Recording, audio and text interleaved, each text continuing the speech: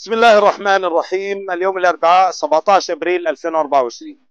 في هذا اليوم الذي يمر على شمال قطاع غزة وضع حالك وجوع وحصار، تمكنا بفضل الله عز وجل من توفير هذه الكمية الضخمة من الطحين الأبيض لتوزيع على النازحين في شمال قطاع غزة بتبرع كريم من براستكس إسلام آباد، وللتحية لهم على هذا العطاء وعلى هذا السخاء والذي نتمنى أن يدوم.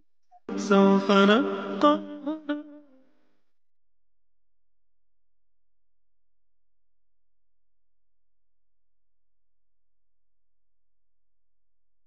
سوف نبقى هنا